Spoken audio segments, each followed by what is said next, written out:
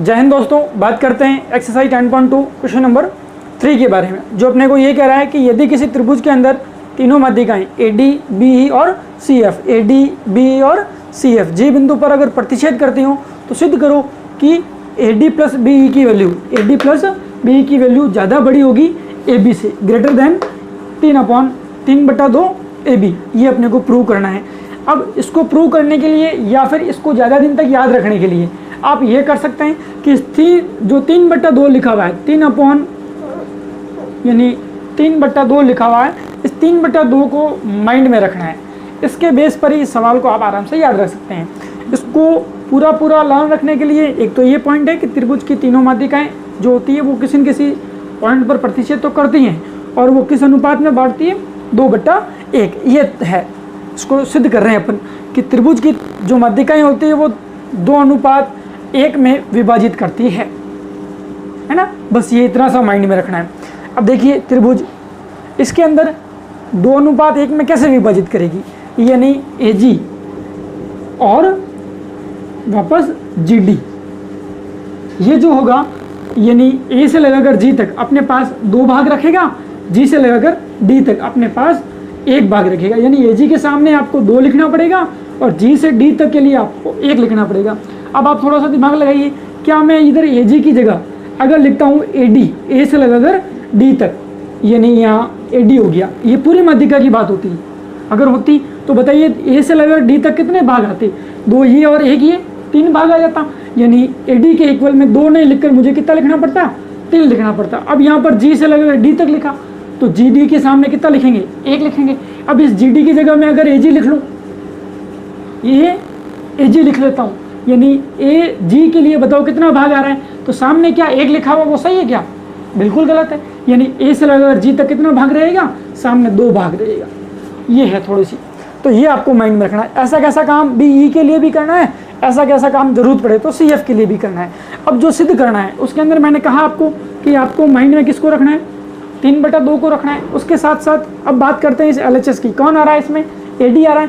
AD के लिए अभी मैंने कहा कि AD/AG का मान किसके बराबर, 3/2। ये लिखा हुआ है AD/AG का मान किसके बराबर, 3/2 के बराबर। यहीं से अब AG को उधर भेजते हैं, क्यों, क्योंकि LHS में कौन आ रहा है, सिर्फ और सिर्फ AD रह रहा है। तो AD को रखा, AG को उधर भेजा, ये उधर जाएगा तो मल्टीप्लाई में चला जाएगा, 3/2 AG बन गया। इक्वेशन नंबर 1 की बात हो गई AD के लिए। अब यही बात अगर मैं बात करता हूँ सिमिलरली, यानी इसी प्रकार BE के बट्टे में BG लेता हूँ, है ना। अब यही क्यों लिया सर, 3 तरीके के अनुपात बनते हैं इसमें, लेकिन मैंने कौन सा अनुपात लिया जिसमें 3/2 आए, 3/2 आ रहा है, 3/2 आ रहा है। इसी तरीके से BE और BG लिया, बराबर में 3/2 आएगा। BE, B से लगाकर E तक कितना भाग आएगा, 3 भाग, ये 2 भाग और ये 1 भाग, 2 और 1 मिलकर कितना बन गया, 3। वापस BG, B से लगाकर E तक 3 और BG बराबर 2 आ गया। B से लगाकर G तक ये 2 वाला भाग, तो BG बराबर 2 हो गया। अब क्या कर दिया मैंने, BE को इधर रख दिया और BG को उधर भेज दिया। सर LHS में BE को क्यों रखा, क्योंकि LHS में जो सिद्ध करने वाला पार्ट है उसमें क्या आ रहा है, BE आ रहा है। BE रख दिया, इक्वल में 3/2 BG है। ये इक्वेशन नंबर 2 बन गई। इक्वेशन नंबर 1 और इक्वेशन नंबर 2 दोनों को आपको क्या करना है, ऐड करना है। ऐड क्यों करना है, मल्टीप्लाई सर क्यों नहीं करा, डिवीजन क्यों नहीं करा, सबट्रैक्ट क्यों नहीं करा, एडिशन इसलिए करा क्योंकि ये आपका जो LHS पार्ट है इसमें साइन किसका आ रहा है, बीच में एडिशन का आ रहा है। इसलिए मैंने क्या कर दिया, ऐड इक्वेशन 1 प्लस इक्वेशन 2, या इक्वेशन 1 + 2 करने पर आप क्या लिख सकते हैं, सिर्फ इक्वेशन 1 + 2 करने पर, इतना सा लिखेंगे तो भी बात है कि जोड़ने पर। अब जब भी समीकरणों को जोड़ा जाता है, इक्वेशन 1 2 यानी समीकरण 1 और समीकरण 2 को जब भी समीकरणों को जोड़ा जाता है, गुणा किया जाता है, भाग कर, तो आपको ये दिमाग लगाना है कि जो समीकरण का LHS वाला भाग है वो जुड़ेगा, वो घटेगा, वो गुणा होगा, और इसी तरीके से वापस सामने इक्वल का साइन लगाकर RHS वालों को क्या करना है, आपको जोड़ के गुणा भाग करना है। जैसे अभी मैं यहाँ पर ऐड कर रहा हूँ, यानी LHS कौन है, समीकरण 1 का LHS AD, समीकरण 2 का LHS BE, और AD और BE के बीच में साइन किसका, प्लस का, यहाँ पर भी साइन किसका, प्लस का। इसी तरीके से ये 3/2 AG और ये 3/2 BG, ये और ये एक ही चीज़ है, बीच में मल्टीप्लाई का साइन है, यहाँ पर नहीं है, कॉमन सेंस है, अंडरस्टूड है। यहाँ पर ये दोनों भाग हुई, यहाँ क्या कर दिया मैंने, दोनों को जोड़ दिया, RHS भाग जुड़ गया, LHS और LHS जोड़ दिया।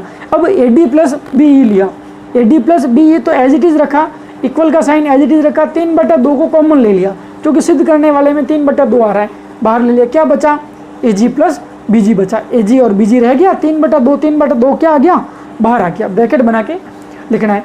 अब ये समीकरण 3 बना दिया, यहीं पर रोक देते हैं। अब मेरे जो सिद्ध करना है उसमें ए डी बी और 3/2 आ चुका है, हटाना किसको है, इस बराबर के साइन को, ए जी और बी जी को हटाना है, इन दोनों को हटाना है अपने को। अब इसको हटाने के लिए ए जी और बी जी, ए से लगाकर जी तक और बी से लगाकर जी तक, इसके अंदर कौन सा त्रिभुज बन रहा है, त्रिभुज मेरे हिसाब से आपको नजर आ रहा होगा, त्रिभुज ये वाला,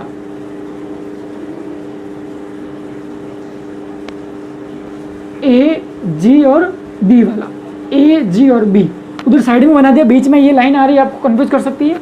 इसके अंदर क्या होता है, किसी भी त्रिभुज के अंदर त्रिभुज की दो भुजाओं का योग, किसी भी त्रिभुज के अंदर किन्हीं दो भुजाओं का योग तीसरी भुजा से क्या होता है, ज़्यादा होता है। यहाँ पर योग आ रहा है दो भुजाओं का, और ज़्यादा और कम वाली बात भी हो रही है, इसलिए यानी इन दो भुजाओं का योग करने पर, ए जी और बी जी का योग करने पर जो तीसरी भुजा बन रही है ए बी, उससे क्या आएगा, ज़्यादा आएगा। यानी ए जी प्लस बी जी करने पर दो भुजाओं का योग तीसरी भुजा से क्या होता है, ज़्यादा होता है। ये ग्रेटर देन का साइन है। ये काम क्या कर दिया मैंने, ए जी और बी जी की जगह क्या रख दिया मैंने, ए बी। यहाँ बराबर का साइन था, इसकी जगह इसकी तरफ क्या सा साइन आ रहा है, बड़ा वाला साइन आ रहा है, ये साइन चेंज करके ये वाला साइन लगाई, और यही अपने को क्या करना था, सिद्ध करना था। इतने सिद्धम हैज़ प्रूव हो गया।